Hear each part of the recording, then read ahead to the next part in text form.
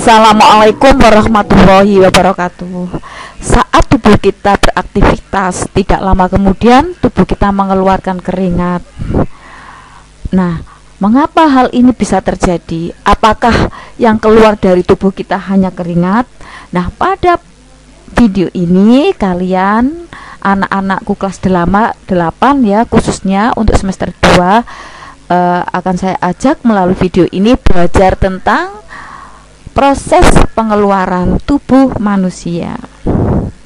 Berdasarkan zat yang dibuang atau proses pengeluaran pada manusia ini dibedakan menjadi ada defekasi, yaitu pengeluaran zat sisa hasil pencernaan yang berupa feses, kemudian ekskresi, pengeluaran zat sisa hasil metabolisme misalkan CO2, keringat dan urin, kemudian sekresi, sedangkan sekresi adalah pengeluaran getah cairan kimia yang masih berguna bagi tubuh, contoh enzim dan hormon.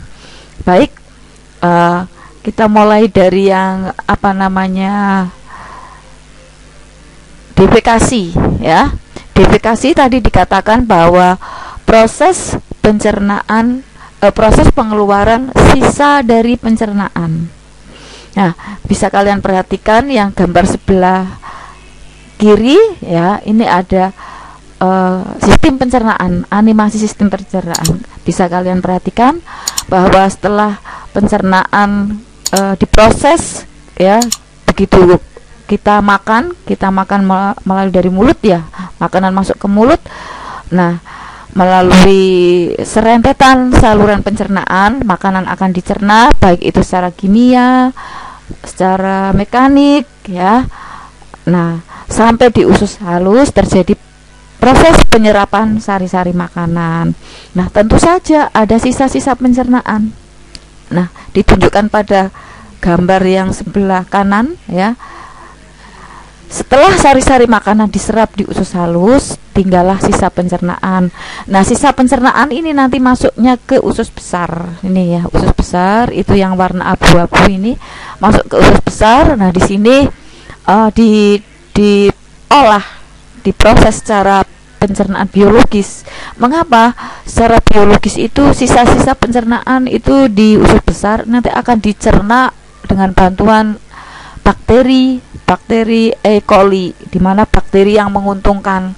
Peran bakteri itu adalah membusukkan sisa pencernaan. Ya, jadi setelah busuk terjadi pembusukan, akhirnya sisa pencernaan itu menjadi lunak. Kemudian di situ juga ada pengaturan kadar air.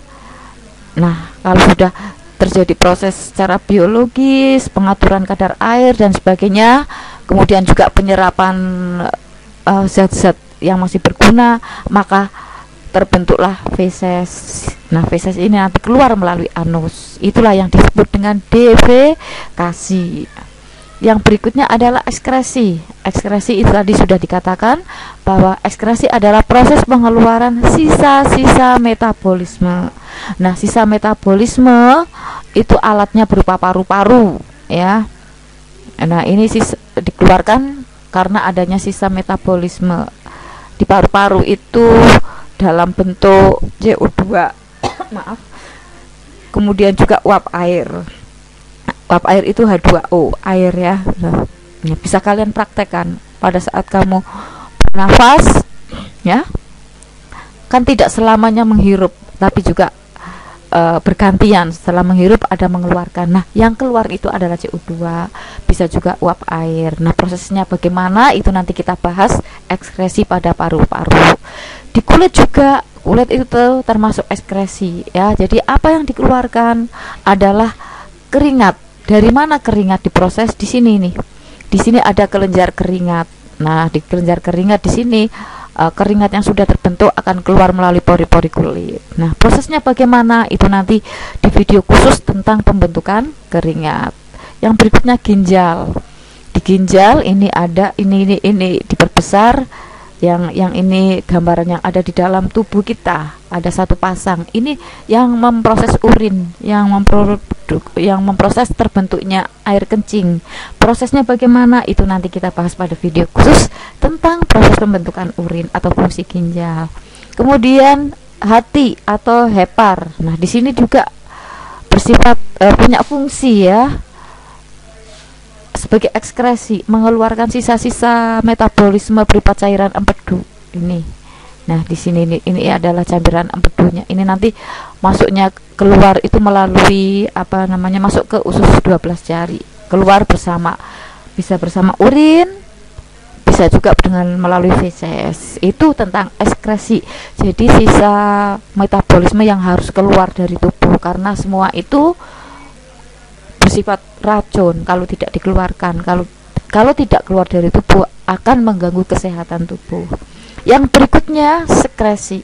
Sekresi tadi sudah dikatakan bahwa zat-zat yang dikeluarkan oleh kelenjar tetapi dimanfaatkan lagi oleh sel-sel tubuh.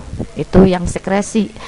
Nah, yang memproduksi cairan tubuh yang dibutuhkan kembali oleh tubuh namanya adalah kelenjar tubuh. Di dalam tubuh kita ada beberapa banyak kelenjar ya, di mana kelenjar ini nanti memproduksi enzim, hormon. Nah, contoh saya ambil sekilas contoh enzim pencernaan atau kelenjar-kelenjar yang membantu pencernaan. Di mulut kita ada kelenjar ludah, ada 3 pasang, ada di bawah telinga, bawah rahang bawah, dan bawah lidah, itu ada 3 pasang. Nah, di sini di kelenjar ini memproduksi enzim amilase. Nah, enzim amilase ini digunakan untuk mencerna karbohidrat. Bisa juga selain enzim ada air liur. Air liur itu membantu kita berbicara, membantu menelan saat kita makan dan sebagainya. Kemudian hati ini juga selain kelenjar, selain memproduksi cairan empedu, di sini juga memproduksi beberapa zat yang dibutuhkan oleh tubuh. Kemudian lambung, di sini lambung selain sebagai saluran pencernaan juga memproduksi 3 macam enzim.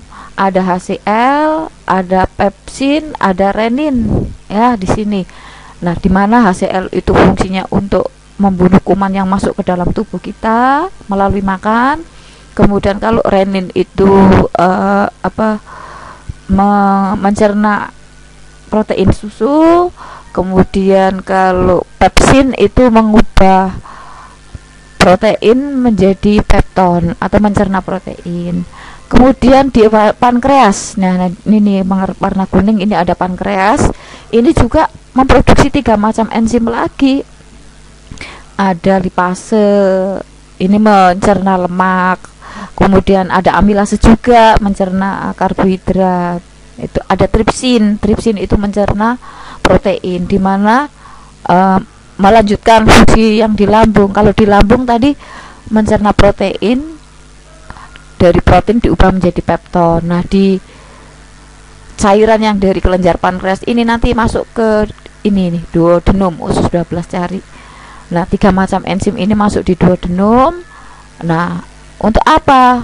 Di pankreas itu ada amilase, mencerna karbohidrat. Ada tripsin ya, maaf, ini ada tripsin juga disalurkan ke sini untuk mengubah pepton menjadi asam amido. Ada lipase, di sini ada lipase masuk ke sini untuk mencerna lemak.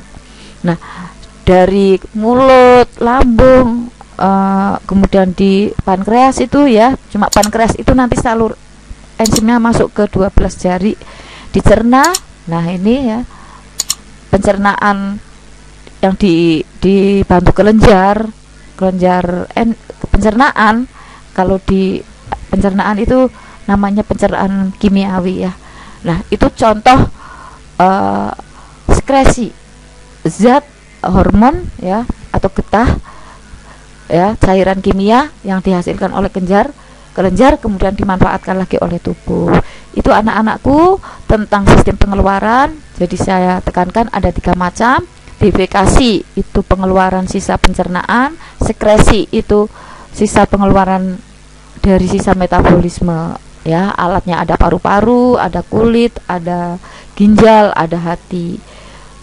Kalau sekresi itu berupa kelenjar-kelenjar menghasilkan hormon, cairan-cairan kimia, tapi dimanfaatkan lagi oleh tubuh kita untuk proses kegiatan-kegiatan membantu reaksi-reaksi kimia di dalam tubuh kita ya. membantu proses pencernaan di dalam tubuh kita dan sebagainya. Itu tentang sekresi. Oke, itu tentang proses pengeluaran di dalam tubuh kita. Mudah-mudahan bermanfaat untuk anak-anakku kelas 8 khususnya, menambah motivasi untuk belajar lebih giat lagi tentang materi IPA, khususnya sistem pencernaan, sistem proses pengeluaran. Oke, sampai jumpa pada video berikutnya. Terima kasih. Wassalamualaikum warahmatullahi wabarakatuh.